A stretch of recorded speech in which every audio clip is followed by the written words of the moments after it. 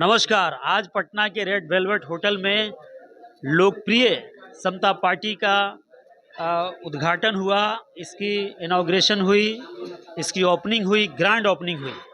चूँकि बिहार में बहुत सारी पार्टियां पहले से काम कर रही है और 2024 बहुत जल्द आने वाला है। लोकसभा का चुनाव है, उसके बाद फिर 2025 में बिहार विधानसभा का चुनाव है। ऐसे में बहुत सारी पार्टियां पहले से ही बिहार में काम करी है। वहाँ पर एक और पार्टी आई है जिसका नाम है लोकप्रिय समता पार्टी। अच्छा, सवाल हो गया। हम लोग लगातार पहले राउंड में जागरूकता का काम कर रहे हैं कि आपकी जो स्थिति है पहले उसको जान ले। इतना दबा कुचला समाज, न सामाजिक हिस्सेदारी है, न राजनीतिक हिस्सेदारी है, न मुसलमानों के बड़े बड़े अदारे में इसको हिस्सेदारी मिल पाती है, न राजनीतिक गलियारों में इसको हिस्सेदारी मिल पाती है। तो हमने पूरे समाज को पहले राउंड में जागरूक करने का काम किया कि आपकी वास्तविक स्थिति ये है। अब वो जो समाज धीरे धीरे जागरूक हो रहा है, वो समाज अब लड़ाई लड़ने के लिए तैयार हो चुका है। 4 से 5 सालों के वक्फे में समाज को हम लोगों ने ट्रेनिंग के माध्यम से, जागरूकता के माध्यम से तैयार किया है। अब वो समाज अपने पॉलिटिकल हिस्सेदारी के लिए सीधे सीधे लड़ाई लड़ने के लिए तैयार है। एक सवाल ये है कि अंसारी समाज जो है बुनकर के नाम से भी जाना जाता है। बिल्कुल। बिहार में बुनकरों की जो स्थिति है, भागलपुर है, नाथनगर है और भी कई जगहों पर है, जो लूम चलाते हैं हैंडलूम, इनका उत्थान नहीं हुआ है।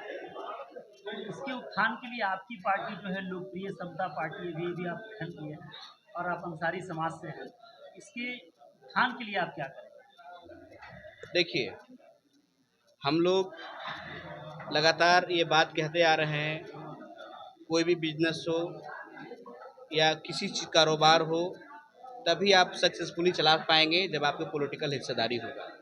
आज हमारी आवाज़ हम लोग बाहर चिल्ला रहे हैं, बुनकर समाज चिल्ला रहा है, कोई सुनने वाला नहीं है।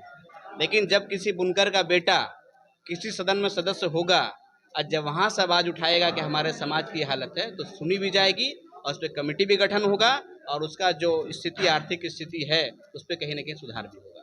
शिक्षा के मामले में भी अंसारी समाज बहुत पीछे है। नहीं, आज के दौर में तो ये नहीं कह सकते हैं। आज के दौर में अगर शिक्षा की बात करें तो अंसारी समाज बहुत आगे आ गया है।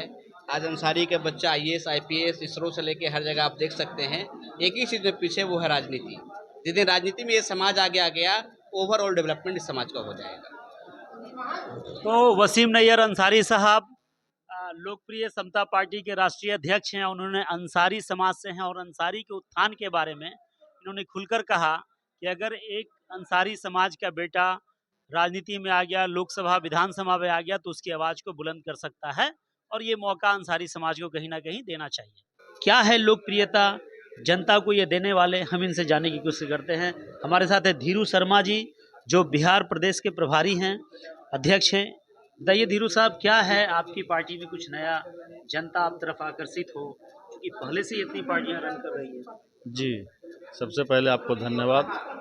और एक बात स्पष्ट करना चाहता हूँ कि लोकप्रिय समता पार्टी का गठन इसलिए हुई है कि गरीबों, शोषितों, वंचितों, खास करके पसमानदाओं के राजनीतिक में उचित हिस्सेदारी दिलाने के लिए। तो सबसे पहला काम इस पार्टी का है पसमानदाओं का उचित राजनीतिक हिस्सेदारी। इसके लिए हम लोग सबसे पहले काम करेंगे। अभी आने वाला लोकसभा चुनाव है, उसमें हम लोग पूरे मुस्तैदी से संगठन पर काम कर रहे हैं ताकि हम लोग बिहार प्रदेश के 400 सीट और देश में जहाँ जहाँ भी हमारे समर्थक हैं, हमारे फॉलोअर हैं राष्ट्रीय अध्यक्ष के, वहाँ वहाँ हम लोग तैयारी शुरू कर दी है। क्या बात है, सभी पार्टियां अभी पसमानदाओं के पीछे लगी है। भारतीय जनता पार्टी, जिसे लोग कहती है कि मुस्लिम विरोधी है, मुस्लिम के लिए सोचती नहीं है, आज भारतीय जनता पार्टी का भी कहना है कि हम पसमानदाओं के लिए काम कर रहे हैं। आपकी लोकप्रिय पार्टी भी जो है वो पसमानदाओं के बारे में सोच रही है। तो पसमानदा वोट बैंक क्या है जिसके पीछे सभी पार्टियां लगी हैं?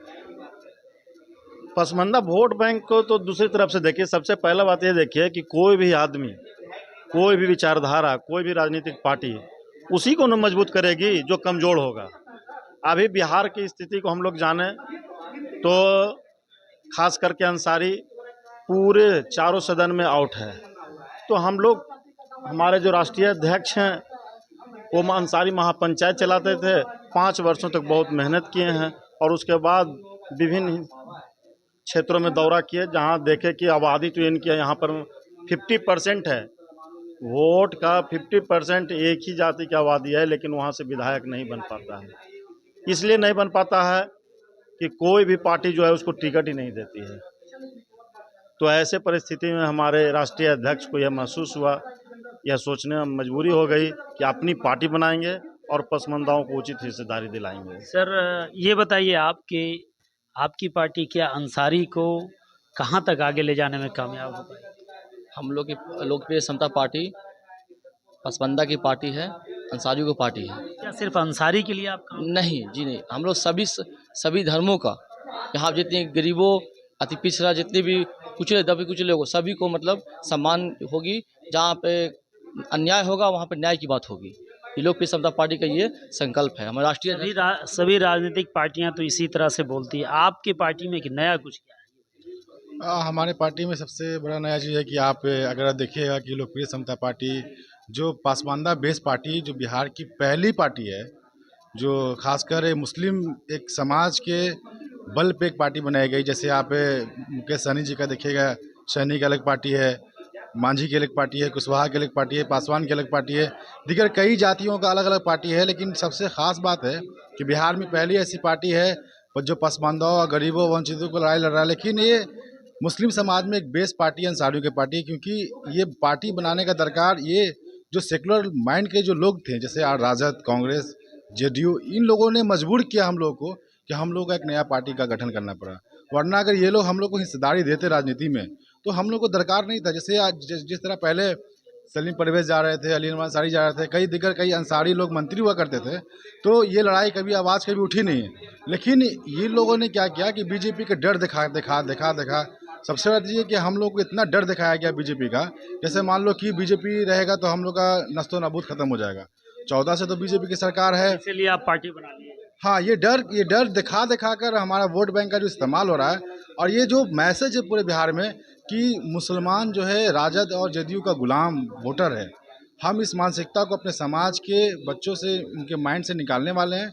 ये पूरी काम करेंगे। खासकर हम युवा होने के नाते हमारा कोशिश रहेगा कि अपने समाज के जो आने वाले बच्चों, उनका जो मुस्तकबिल है राजनीतिक में, सियासत में, उनको हम आगे नुमाइंदगी बड़े मंच पे बड़ा जगह देने का काम करेगी लोकप्रिय समता पार्टी। यानी महागठबंधन की अगर बात होगी तो पसमानदाओं में हमारी पार्टी की अगर हिस्सेदारी की जगह और चेयर और कुर्सी नहीं दी जाएगी तो हम लोग पूरे समीकरण को बिगाड़ देंगे।